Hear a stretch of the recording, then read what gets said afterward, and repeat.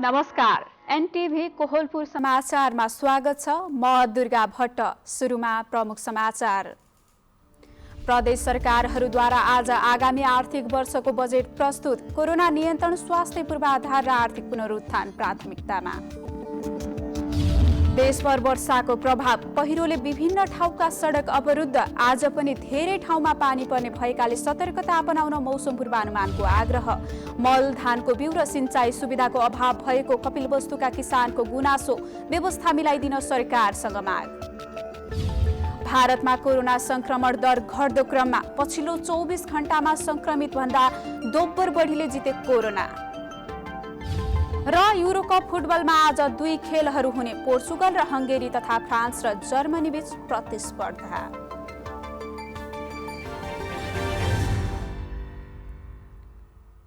समाचार अब विस्तारमा।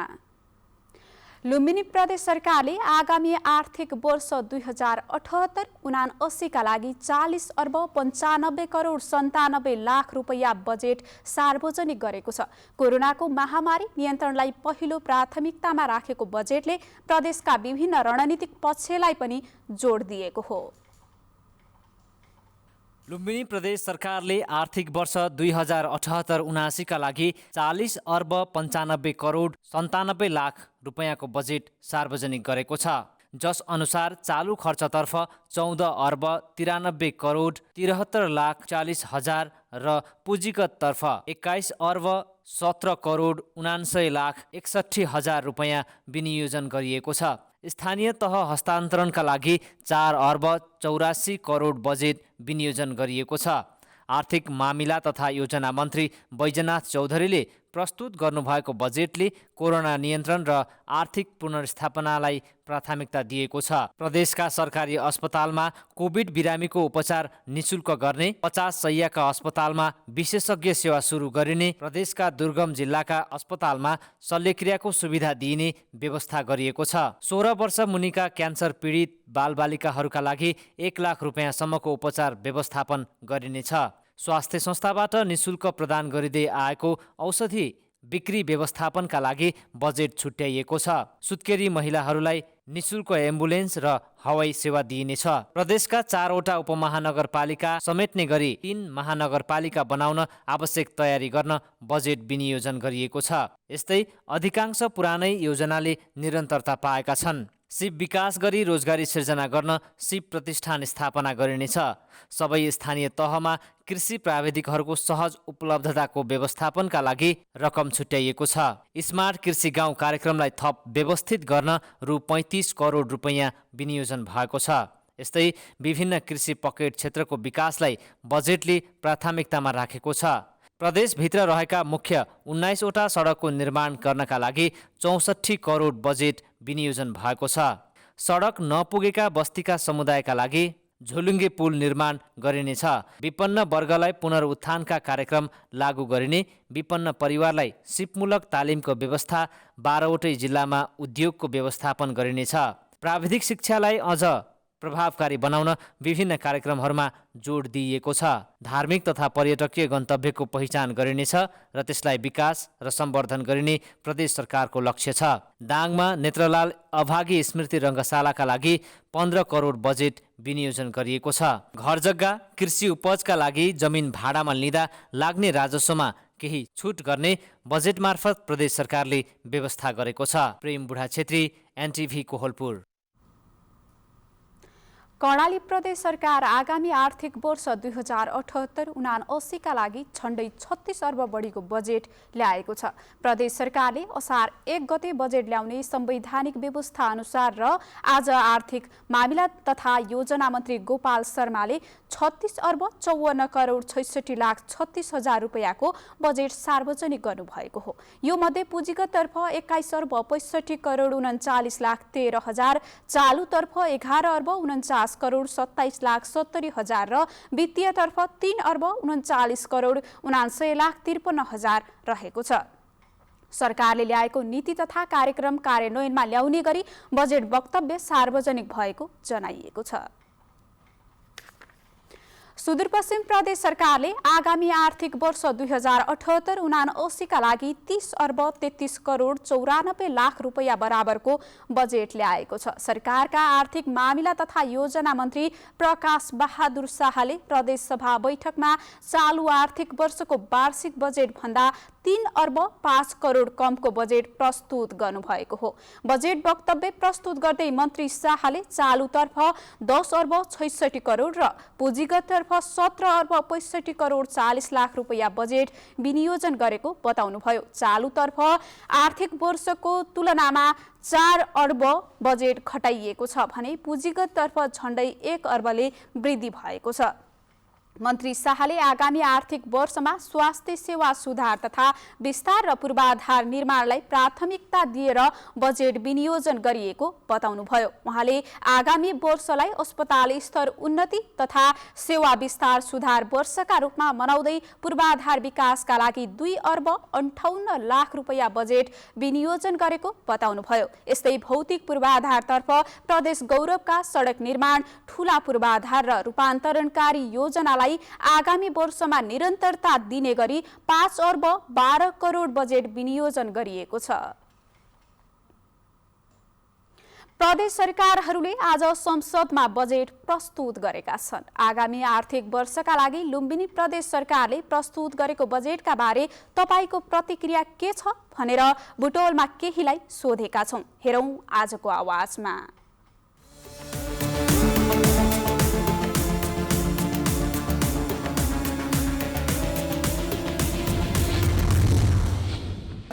अहिलेको कोरोना महामारीलाई सबभन्दा पहिलो प्राथमिकता दिएर स्वास्थ्य क्षेत्रमा पहिलो दिएको छ। मान्छेका रोजगारका अवसरलाई प्राप्त गर्न निम्ति कृषि क्षेत्रलाई, औद्योगिक क्षेत्रलाई धेरै प्रोत्साहन दिएर काम गरिएको छ र मलाई योग्य छ र यसलाई कार्यान्वयन गरेर सक्दो दिशा लान्छ। यो कृषि क्षेत्रको लागि धेरै कोसिस पहिलेदेखि पनि हुँदै आइरहेको छ। तर यसपालि हामीले नयाँ कार्यक्रम के ल्यायौँ भन्दा 983 वार्डमै एउटा जेटी दिने र 109 पालिकामा एउटा अधिकृत दिने। यो जबसम्म प्रत्येक वडामा अब कृषि प्राविधिकहरूको व्यवस्था हामीले गर्न सक्दैनौँ, त्यति बेलासम्म चाहिँ यो चाहे तपाईँ शुल्क गरेर दिनुहोस्, चाहे चाहिँ अब उत्पादनमा आधारित के भन्छ अनुदान लिनु, त्यसको प्रभावकारी कार्यान्वयन हुन सक्दैन। त्यसो भएको हुनाले हामीले पहिलो चिज भनेको अब यो हाम्रो जनशक्ति व्यवस्थापनमा नै हामी यसपालि जोड दियौँ। अब अहिलेको कोभिड-19ले गर्दा कोभिड-19 स्वास्थ्यको क्षेत्रमा शिक्षा, कृषि, आर्थिक, पर्यटन, महिला रोजगारी, उद्यमशीलता लगायत सबै क्षेत्रलाई समेटेको छ। पोके बजेटको रूपमा पनि फेरि पनि आएको हामीले भनिराखेका छौँ र यो बजेटमा चाहिँ हामीले जुन किसानहरूले पाउनुपर्ने सेवा र सुविधाहरूका कुराहरू छन्, स्वास्थ्य क्षेत्रका कुराहरू देखाइएको छ। त्यो अहिलेसम्म विगतका दिनमा जसरी बजेट आउने र त्यो कार्यान्वयन नभएको हुँदाखेरि यो बजेट पनि कार्यान्वयन नहुने जस्तो हामीले शङ्का लाग्यो। हाम्रो प्रदेश सभामा प्रदेश सरकारको तर्फबाट प्रस्तुत भएको बजेट यो वास्तवमा अहिले समस्यामै छ। प्रदेशको विकास र समृद्धिसँग जोडिएर यो बजेटले आएको छ। खास गरी यो बजेटले स्वास्थ्य क्षेत्रलाई महत्त्वका साथ उठाएको छ। यो बजेटले कृषि क्षेत्रलाई अत्यन्तै महत्त्वका साथ उठाएको छ। विदेशबाट स्वदेश फर्किनुभएका र स्वदेशमै रहेका थुप्रै युवाहरूलाई चाहिँ रोजगारसँग जोड्ने गरी यो बजेटले कार्यक्रमहरूलाई अगाडि ल्याएको छ। प्रदेशले जुन ल्याएको छ त्यो मन्त्रीजीले भाषण गर्दाखेरि त्यो जति जनतालाई अहिलेको परिस्थितिमा कोभिडबाट पीडित लकडाउनमा जनता मरिराखेको छ, जनतालाई प्रत्यक्ष राहत हुने बजेट कुनै किसिमको के थिएन अहिलेसम्म।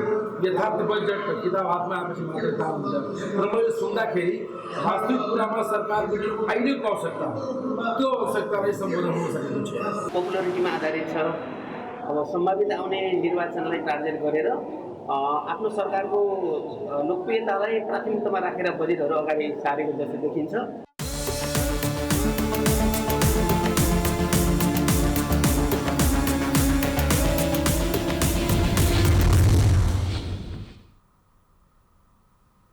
समाचारको क्रम जारी नै छ। अहिलेलाई एकैछिनको विश्राम।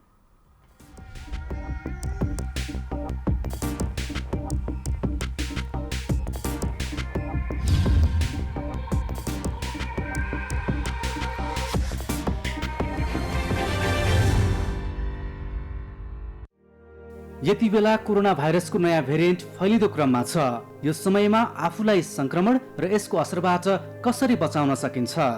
अत्यावश्यक काम बाहेक घर बाहिर नजाने, सामान किन्न जाँदा सुरक्षित भएर जाने, अत्यावश्यक काम परेर बाहिर जानु परेमा मास्क, सेनिटाइजरको प्रयोग र भौतिक दूरी अनिवार्य पालना गर्ने, विदेशबाट वा जिल्ला बाहिरबाट आउनु भएको छ भने अनिवार्य होम क्वारेन्टाइन वा आइसोलेसनमा बस्ने, बजारबाट सामान किन्दा आफूलाई चाहिने जति मात्र किन्ने, अनावश्यक जोहो नगर्ने, कोरोना भाइरससँग सम्बन्धित सूचना वा सामग्रीको आधिकारिकता जाँचेर मात्र धारणा बनाउने, आधिकारिकता नभएका त्यस्ता सूचनाहरू सामाजिक सञ्जालमा सेयर तथा कमेन्ट नगर्ने।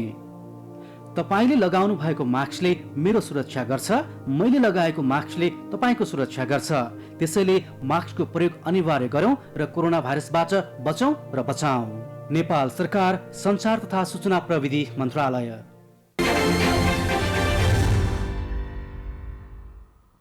विश्रामपछि समाचारमा पुनः स्वागत छ। अब बाँकी समाचार। देशभर मनसुनको प्रभाव कायमै छ। लगातारको वर्षाले पहिरो खस्दा कतै सडक अवरुद्ध भएका छन् भने कतै खेतबारी बगाएका खबरहरू प्राप्त भएका छन्। देशभर फैलिएको मनसुन अझै पनि केही दिनसम्म सक्रिय हुने भएकाले सतर्कता अपनाउन मौसमविदहरूले आग्रह गरेका छन्। अविरल वर्षासँगै देशका धेरै ठाउँका सडकमा पहिरो खसेको छ। पाल्पाका अधिकांश सडकमा पहिरो खसेको छ। 3 दिनदेखिको झरीका कारण मुख्य राजमार्ग सहित ग्रामीण क्षेत्रमा प्रवेश गर्ने अधिकांश सडकमा पहिरो खसेको हो। पहिरो खसेपछि कोरोना महामारीका कारण भएको निषेधाज्ञाले सवारी सञ्चालन नभए पनि पैदल यात्रा गर्न समेत समस्या भएको स्थानीयले बताएका छन्। सिद्धार्थ राजमार्गको कालीमाटी, गौडेपुल, तानसेन रुडी सडक खण्डको हारथोक तथा तानसेन रानी महल सडक खण्डमा पहिरो खसेको प्रहरीले जनाएको छ। साफे मार्तडी सडक खण्डमा पनि ठाउँ ठाउँमा पहिरो गएपछि सडक अवरुद्ध भएको छ। सडकको ठाउँ ठाउँमा पहिरो खस्दा सडक अवरुद्ध बनेसँगै यातायातका साधन तथा स्थानीयलाई समेत आवत जावतमा समस्या भएको छ। पहिरोले बुढीगङ्गा नगरपालिकाको बार्जुघाट, ताफ्रिसेरा, बडीमालिका नगरपालिकाको पानी नाउला, बल्दै, अमकोट, तिपाडा लगायतका ठाउँमा सडक भाँसिएपछि यातायात सडक अवरुद्ध भएको बताइएको छ। त्यस्तै अविरल वर्षाका कारण कर्णाली राजमार्ग पनि अवरुद्ध भएको छ। सुर्खेत जुम्ला सडकका ठाउँ ठाउँमा पहिरो खस्दा राजमार्ग अवरुद्ध भएको हो। दैलेखको किटु, कालीकोटको गवर्ने खोला, हुल्म, सुनार खोला, पिली, खल्लाघाट र पिकममा पहिरो खसेको जनाइएको छ। रूपन्देहीको देवदहमा चरङ्गे खोलामा आएको बाढीले सडक भाँसिँदा पूर्व पश्चिम राजमार्ग अवरुद्ध भएको छ। बुटवल धागो कारखाना र तिलोत्तमाको गणेशनगर फायर लाइन चोकको बीचमा पर्ने चरङ्गे खोलामा बनाइएको डाइभर्सन अविरल वर्षापछि आएको बाढीले भाँसिँदा राजमार्ग अवरुद्ध भएको हो। सडक भाँसिएपछि सवारी साधन सडकको दुवैतर्फ रोकिएका छन्। मध्याह 12:30 बजेदेखि अवरुद्ध भएको लुम्बिनी प्रदेश ट्राफिक प्रहरी कार्यालय बुटवलका डीएसपी दिल्ली नारायण पाण्डेले बताउनुभयो। सल्यानमा अविरल वर्षासँगै आएको बाढीले किसानको 100 रोपनी खेत बगाएको छ। 3 दिनदेखि निरन्तर आएको अविरल वर्षाले शारदा नदीको आसपासको खेत र जयचौरको 100 रोपनी खेत बगाएर बगरमा परिणत भएको स्थानीयले बताएका छन्। बाढीले खेत बगाउनुको साथै किसानका बङ्गुर फर्म समेत पुरिएको छ। अविरल वर्षापछि आएको बाढीले 20 घरको खेत बगरमा परिणत भएको छत्रेश्वरी गाउँपालिकाका वडा नम्बर 4 का वडाध्यक्ष नेप बहादुर खड्काले जानकारी दिनुभएको छ। गण्डकी र लुम्बिनीका विभिन्न जिल्ला भएर बग्ने ठूला नदीहरूमा बाढी आएको छ। जल तथा मौसम विज्ञान विभागको बाढी पूर्वानुमान महाशाखाका अनुसार नारायणी, गण्डकी, त्रिशुली र तिनाउ नदीमा बाढी आएको छ। कास्की, अर्घाखाँची, नवलपरासी, पाल्पा, लमजुङ, स्याङ्जा, रूपन्देही, गोर्खा, चितवन र म्याग्दी क्षेत्रमा बढी पानी पानी पर्दा नारायणी, गण्डकी, तिनाउ लगायतका ठूला नदीहरूमा जल सतह बढेको छ। भारी वर्षा भइरहेको क्षेत्रका स्टेशनहरूमा खतराको संकेत स्वरूप साइरन बजाइएको छ। मनसुन सक्रिय भएकाले बाढी र पहिरो जान सक्ने भएकाले पूर्व सतर्कता अपनाउन यसअघि नै मौसम पूर्वानुमान महाशाखाका मौसमविदहरूले आग्रह गरेका थिए। असार 1 गतेदेखि कम्तीमा 3 दिनसम्म सतर्कता अपनाउनु पर्ने मौसमविदहरूको भनाइरहेको छ।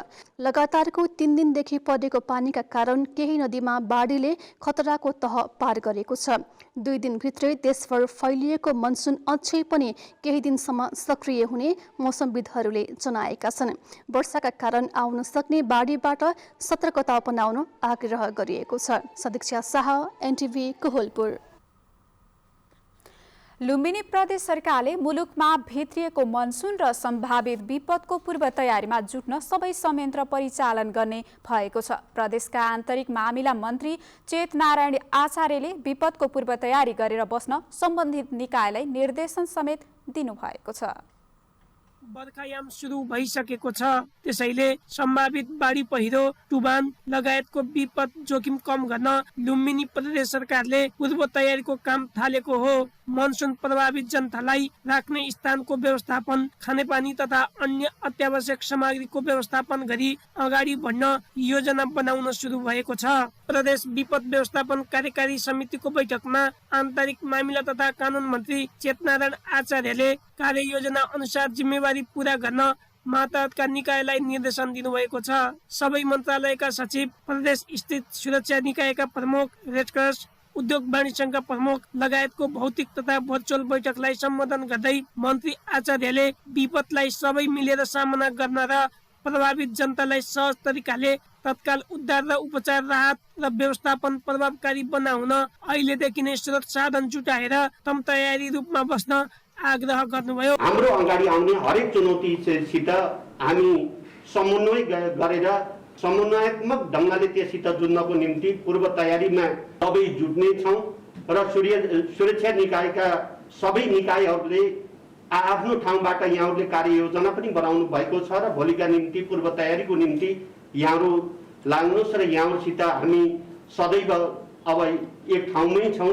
उहाँले मौसमविदहरूसँग पनि सूचना लिन र विपद प्रतिकार योजना बनाएर समन्वय गरी जुट्न आग्रह गर्दै सुरक्षाकर्मी, रेडक्रस लगायतमा रहेका विपदका लागि दक्ष जनशक्तिलाई तयारी अवस्थामा राख्न निर्देशन दिनुभयो। बैठकमा लुम्बिनी प्रदेश स्तरमा विपद जोखिम न्यूनीकरण तथा व्यवस्थापन गर्न विषयगत क्षेत्रको काम गर्ने गरी जिम्मेवारी तोकिएको आन्तरिक मामिला तथा कानून मन्त्रालयका सचिव रविलाल पन्थले जानकारी दिनुभयो।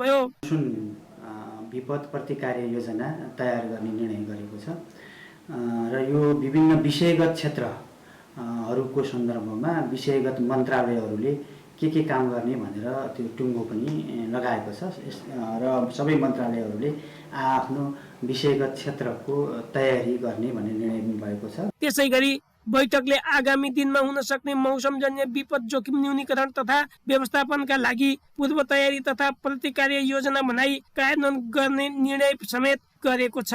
केशव भण्डारी, नेपाल टेलिभिजन, लुम्बिनी प्रदेश, बुटवल, रूपन्देही। रासायनिक मल, धानको बिउ र पर्याप्त सिंचाई सुविधाको अभावमा कपिलवस्तुका किसान हरेक वर्ष खेतीपाती गर्ने बेला समस्या झेल्दै आएका छन्। तराईको अन्न भण्डारका रूपमा समेत परिचित कपिलवस्तुका किसानले तत्काल रासायनिक मल, धानको बिउ र सिंचाईको भरपर्दो व्यवस्था मिलाइदिन सरकारसँग माग गरेका छन्। धानको रोपाईको सिजन सुरु हुन लागेकाले युरिया, डिएपी मल र पानी चाहिएको बेला कृषकहरू त्यसबाट वञ्चित हुनु परेको हो। जारी निषेधाज्ञाले गर्दा कृषकहरू थप समस्यामा परेकाले प्रशासन कार्यालय समेत यस विषयमा गम्भीर हुनुपर्ने किसान बताउनुहुन्छ। कुल खेतीयोग्य जमिन 83,000 हेक्टर रहेको कपिलवस्तुमा 72,000 हेक्टर क्षेत्रफलमा धान खेती मात्र हुने गरेको छ। नेपालमा पछिल्लो 24 घण्टामा 2,745 जनामा कोरोना भाइरसको संक्रमण पुष्टि भएको छ। स्वास्थ्य तथा जनसङ्ख्या मन्त्रालयका अनुसार गत 24 घण्टामा 13,290 जनाको पिसिआर र एन्टिजेन परीक्षण गर्दा 2,745 जना संक्रमित भएका हुन्। 24 घण्टामा 4,187 जना डिस्चार्ज भएका छन्। हालसम्म निको हुनेको संख्या 5,40,439 जना रहेको छ। नेपालमा निको हुने दर 88.3% छ। गएको 24 घण्टामा थप 41 जनाको मृत्यु भएको छ। कोभिड-19बाट नेपालमा 8506 जनाको मृत्यु भइसकेको छ। काठमाडौँमा 455, भक्तपुरमा 16 र ललितपुरमा 74 गरी उपत्यकामा 545 जना संक्रमित भएका छन्। समाचारको क्रम जारी नै छ, एकैछिनको विश्राम।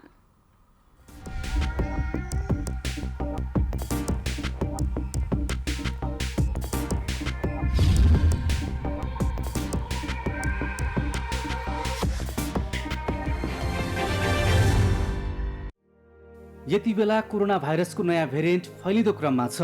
यो समयमा आफूलाई संक्रमण र यसको असरबाट कसरी बचाउन सकिन्छ? अत्यावश्यक काम बाहेक घर बाहिर नजाने, सामान किन्न जाँदा सुरक्षित भएर जाने, अत्यावश्यक काम परेर बाहिर जानु परेमा मास्क, स्यानिटाइजरको प्रयोग र भौतिक दूरी अनिवार्य पालना गर्ने, विदेशबाट वा जिल्ला बाहिरबाट आउनु भएको छ भने अनिवार्य होम क्वारेन्टाइन वा आइसोलेसनमा बस्ने, बजारबाट सामान किन्दा आफूलाई चाहिने जति मात्र किन्ने, अनावश्यक जोहो नगर्ने, कोरोना भाइरससँग सम्बन्धित सूचना वा सामग्रीको आधिकारिकता जाँचेर मात्र धारणा बनाउने, आधिकारिकता नभएका त्यस्ता सूचनाहरू सामाजिक सञ्जालमा सेयर तथा कमेन्ट नगर्ने। तपाईले लगाउनु भएको मास्कले मेरो सुरक्षा गर्छ, मैले लगाएको मास्कले तपाईको सुरक्षा गर्छ। त्यसैले मास्कको प्रयोग अनिवार्य गरौँ र कोरोना भाइरसबाट बचौँ र बचाऊ। नेपाल सरकार, सञ्चार तथा सूचना प्रविधि मन्त्रालय। तपाई एनटिभी कोहलपुर हेर्दै हुनुहुन्छ। अब बाँकी समाचार। कञ्चनपुरको मोजगाउँ विमानस्थल सञ्चालन गर्न भीमदत्त नगरपालिकाले नागरिक उड्डयन प्राधिकरणलाई 1 करोड रकम उपलब्ध गराएको छ। विमानस्थल सञ्चालन र स्तर उन्नति गर्न संघीय, प्रदेश र स्थानीय सरकारबीच भएको त्रिपक्षीय साझेदारी अनुसार नगरपालिकाले सो रकम प्राधिकरणको बैंक खातामा जम्मा गरेको हो। बाँकी रकम आगामी असोज मसान्तसम्म उपलब्ध गराइने नगरपालिकाका प्रमुख प्रशासकीय अधिकृत पुष्कर प्रसाद भट्टले जानकारी दिनुभयो। विमानस्थलको भौतिक पूर्वाधार निर्माण गर्नका लागि संस्कृति, पर्यटन तथा नागरिक उड्डयन मन्त्रालय, सुदूरपश्चिम प्रदेश सरकार र स्थानीय तहबीच गत फागुनमा त्रिपक्षीय सम्झौतामा हस्ताक्षर भएको थियो। सम्झौतामा मन्त्रालयले 50%, सुदूरपश्चिम प्रदेशले 25%, भीमदत्त नगरपालिकाले 15% र दोधरा चाँदनी नगरपालिकाले 10% रकम बेहोर्ने सहमति भएको थियो। विमानस्थलको रनवे निर्माण गर्नका लागि 37 करोड लाग्ने अनुमान गरिएको छ। रनवेको लम्बाइ 1600 मिटर हुने बताइएको छ। अब अन्तर्राष्ट्रिय समाचार।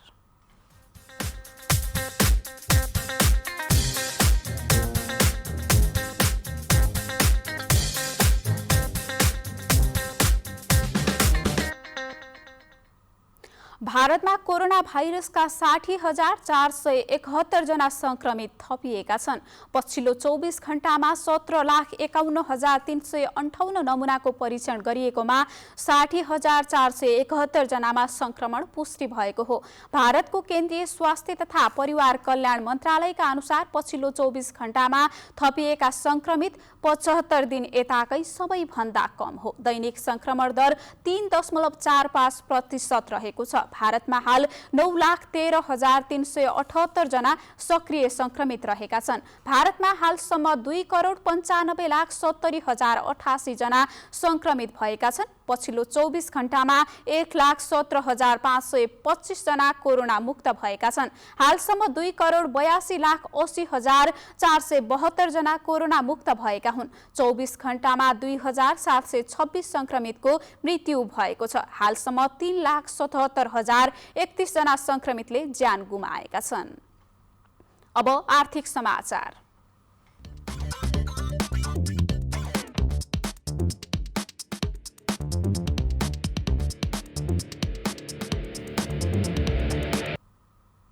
नेपाली बजारमा सुनको मूल्य स्थिर रहेको छ भने चाँदीको मूल्य 10 रुपैयाँले घटेको छ। हिजो प्रतितोला 93,200 रुपैयाँमा कारोबार भएको छापावाल सुन आज पनि सोही मूल्यमा स्थिर रहँदै 93,200 रुपैयाँमा कारोबार भएको छ। तेजाबी सुन पनि स्थिर रहँदै प्रति तोला 92,700 रुपैयाँमा कारोबार भएको छ। यस्तै आज चाँदीको मूल्य प्रति तोला 10 रुपैयाँले घटेर 1,355 रुपैयाँमा कारोबार भएको नेपाल सुनचाँदी व्यवसायी महासंघले जनाएको छ। अब खेलकुद समाचार।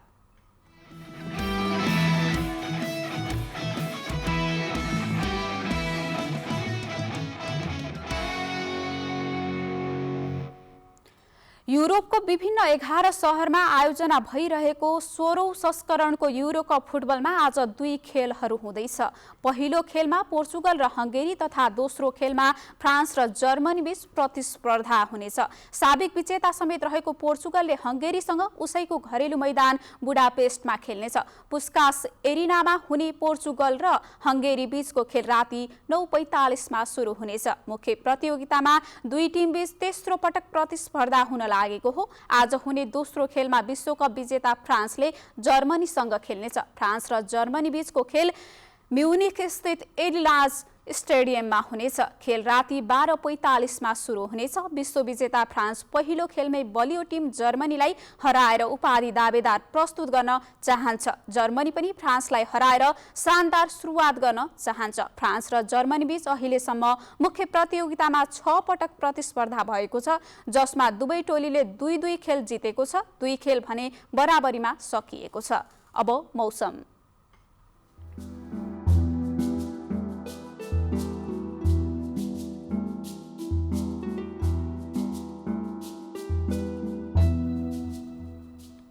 हाल देशभर सामान्यदेखि पूर्ण बदलिरही गण्डकी, लुम्बिनी प्रदेश र सुदूरपश्चिम प्रदेशका केही र बाँकी प्रदेशका थोरै स्थानहरूमा हल्कादेखि मध्यम वर्षा भइरहेको छ। आज राति देशका धेरै स्थानहरूमा मेघगर्जन, चट्याङ सहित हल्कादेखि मध्यम वर्षाको सम्भावना रहेको छ। अब मौसम सम्बन्धी थप विवरण।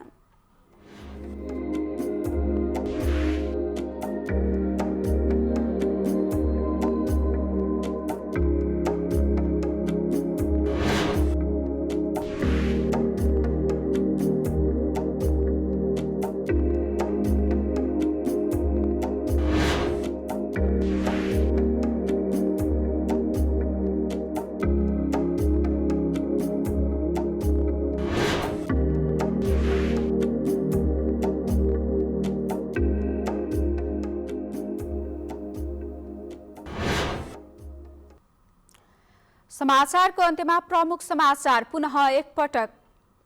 प्रदेश सरकारहरूद्वारा आज आगामी आर्थिक वर्षको बजेट प्रस्तुत। कोरोना नियन्त्रण, स्वास्थ्य पूर्वाधार र आर्थिक पुनरुत्थान प्राथमिकतामा।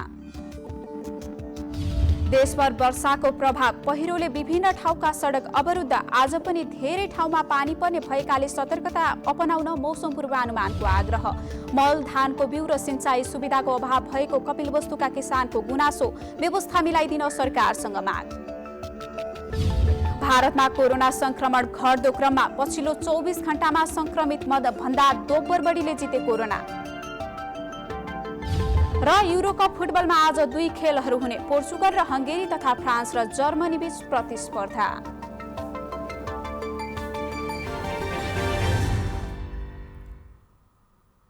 हवस् त अहिलेलाई समाचारको सिलसिला यति नै। बिदा दिनुहोस्। नमस्कार।